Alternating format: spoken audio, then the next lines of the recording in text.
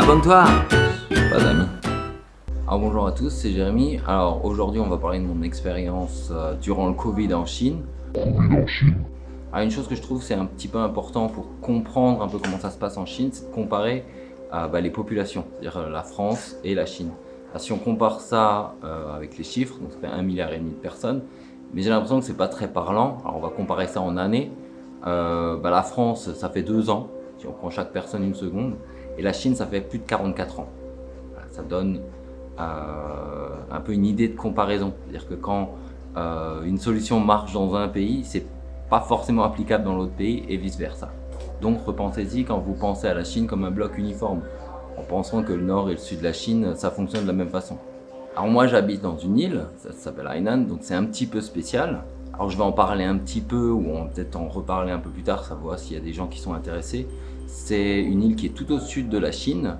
Le gouvernement ici a fait beaucoup d'efforts pour les étrangers, c'est-à-dire vous pouvez venir ici plus facilement en termes de visa, vous pouvez monter vos boîtes ici, il y a des aides pour les jeunes diplômés, il y a un port détaxé, enfin il y a tout en ce moment ils sont en train de mettre en place tout plein de mesures pour permettre aux étrangers de venir ici et puis un peu développer un peu l'île. Alors, on va parler de l'épidémie. Alors quand ça a commencé ici dans l'île, j'étais en fait au milieu de tournage d'une vidéo.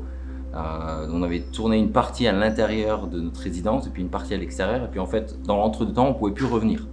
Donc il y a eu interdiction pour les gens qui habitaient pas la résidence de rentrer dans la résidence. Alors interdiction, on est d'accord, c'est des interdictions polies, hein. C'est des gardiens de résidence. Ils font 40 kilos, 45 kilos, c'est pas la police armée ou quoi que ce soit. Ça se passe relativement bien, surtout si on compare en fait le confinement en Chine, ou comme ça a été fait en France. En Chine, ça a été, enfin ici dans l'île, ça a été un vrai confinement. On a eu un mois où on devait rester à la maison et une seule personne par foyer avait le droit de sortir tous les 2 jours. Alors pourquoi ça se passe mieux ici? C'est pas parce qu'on a été contrôlé, parce qu'il y avait la police partout et tout. Je pense que c'est tout simplement, il n'y a pas de sécurité sociale. Hop, Mister Connard! Alors moi je vais me permettre d'intervenir quand l'autre il se plante. En Chine, il y a une sécu, elle est entre 50 et 90% suivant la région dans laquelle on est et suivant votre RUCO. Bon, le RUCO, on va en parler une autre fois. Alors le truc pour bénéficier de la sécu, c'est qu'il faut avoir un CDI, donc il faut être dans une entreprise en général assez grosse et il faut le demander, le patron paye 50%, l'employé paye 50%. Ça peut même être un peu plus suivant la politique de l'entreprise. Donc pour les petites entreprises ou les entreprises unipersonnelles, il y a quand même beaucoup de gens, c'est un peu plus compliqué. Voilà, je reviendrai si je redis des conneries. Et qu'il y a pour une partie, et qu'une deuxième partie, c'est que les Chinois, réellement, ils font tous très attention à leur santé. La moitié de ce qu'ils mangent, c'est par rapport à ce qui est censé apporter comme bienfait pour la santé, la moitié de ce qu'ils boivent, la même chose. C'est quelque chose qui est vraiment, ça fait partie de leur quotidien. Faire attention à la santé, c'est vraiment très très important. Alors quand tu pars quelque part, ils vont te souhaiter de marcher lentement ou de marcher en sécurité. Ça fait partie vraiment des choses communes de la vie en Chine. Alors pendant le confinement, on a fait comment? On est tous morts de faim ou... En fait non, moi j'ai grossi. Alors en Chine, il faut savoir qu'il y a déjà tout ce qui est en ligne, ça fonctionnait déjà pas mal avant le confinement. Mais après le confinement, ça a explosé, quoi. Tous les restaurants se sont mis directement à faire la vente à emporter. Alors il y a tout un système, ça s'appelle Meituan en Chine, qui fait que un restaurant il prépare des plats, il y a une boîte au milieu qui t'aide à faire la pub et qui t'aide à emmener la bouffe chez tout le monde. Donc tous les jours, tu commandais à la maison, ça arrivait à l'entrée de la résidence, le gardien il mettait ça dans un coin, c'était emballé et tout, et chaque personne pouvait venir chercher ses plats. Donc plein de gens ont commencé à manger au restaurant et ça a vraiment développé beaucoup de business. Alors ceux qui ne sont pas convertis à ça, bon, ils ont un peu morflé. Mais c'est pas non plus énorme. Si je regarde 6 mois plus tard dans les rues, en fait il n'y a aucun magasin fermé, enfin tout a été plus ou moins relancé. Je parle toujours, c'est sur l'île d'Hainan, hein. Alors autre chose importante, l'éducation en Chine. Alors les enfants, ils sont plus allés à l'école. Donc comment ça s'est passé? Même chose, ils ont mis en place des solutions en ligne et tous les cours ont été donnés en ligne très rapidement, sachant que les enfants sont restés confinés beaucoup plus longtemps. Alors une fois ça s'est déconfiné, comment ça s'est passé? En fait les gens qui avaient des métiers importants, des métiers qui servaient un petit peu à tout le monde, ils ont commencé à pouvoir sortir. Les gens qui travaillaient dans des entreprises, les entreprises qui devaient recommencer à relancer l'économie, en fait, ils ont eu des passes, ils pouvaient aller tous les jours, aller au boulot et revenir.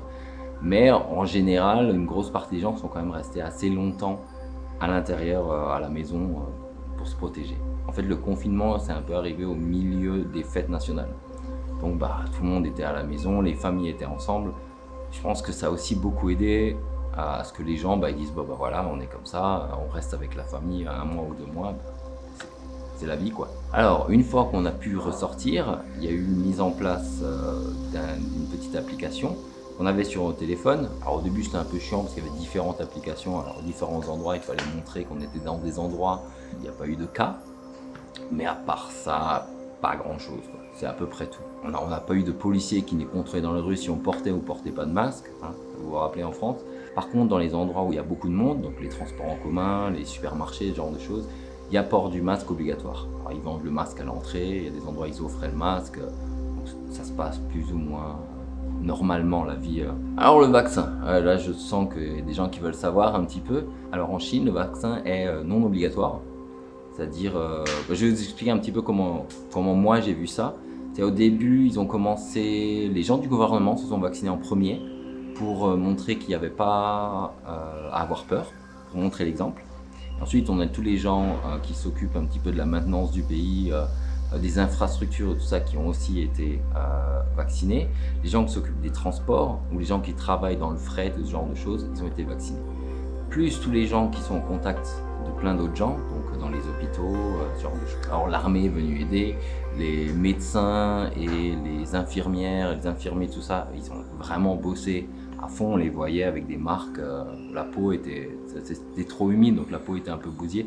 Les gars, ils ont quand même tous vraiment galéré, et ça, le gouvernement a montré que c'était la galère, et que c'était pour ça que les gens, ils demandaient aux gens finalement de rester à la maison, de faire attention, parce que il y a d'autres gens, eux, ils galèrent en ce moment-là, donc ça serait bien que tout le monde fasse un petit effort. Alors ensuite, pour le vaccin, ils ont fait des catégories.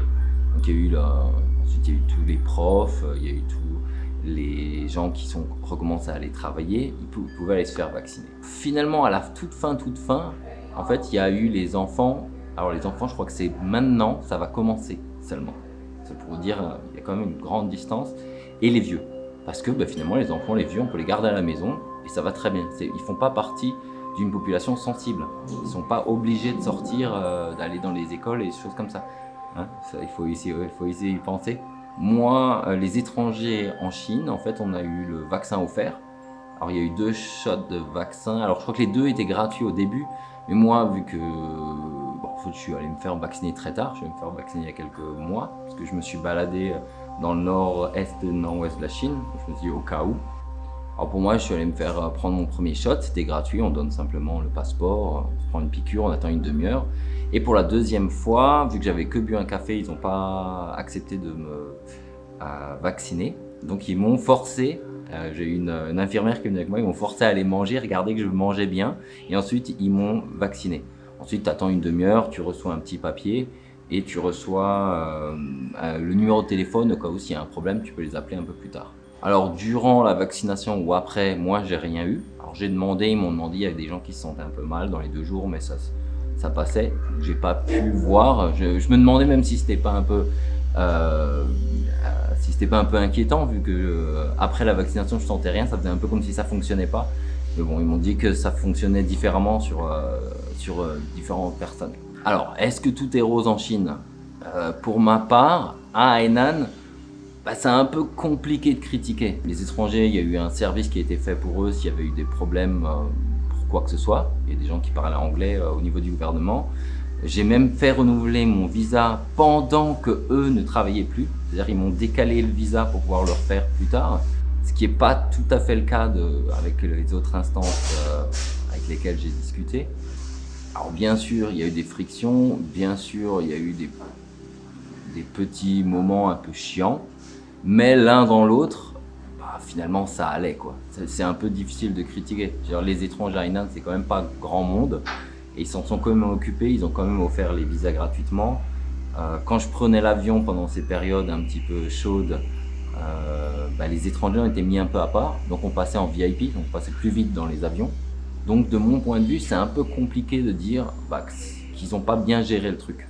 Alors je dis pas qu'il n'y a pas eu des cafouillages ou qu'il y a des choses qui sont passées pour d'autres personnes, mais moi d'un point de vue personnel à Hainan, ça s'est bien passé. Alors, il faut savoir que s'il se passe quelque chose de pas très bien dans des endroits où des gens qui sont retrouvés enfermés chez eux ou des choses comme ça, en général ça vient pas du gouvernement, ça vient pas de la police, mais ça vient de ce qu'on appelle les bawan, qui sont en fait les gardiens des résidences, qui ont pas de statut réel, mais bon, c'est le gars, il garde un peu, il aide un peu, donc bah, des fois ils font des trucs, c'est pas des gens formés, quoi. Il faut être très clair. Il y en a, moi j'en ai quelques-uns dans ma résidence, ils parlent même pas le chinois, ils parlent que le dialecte local chez lui.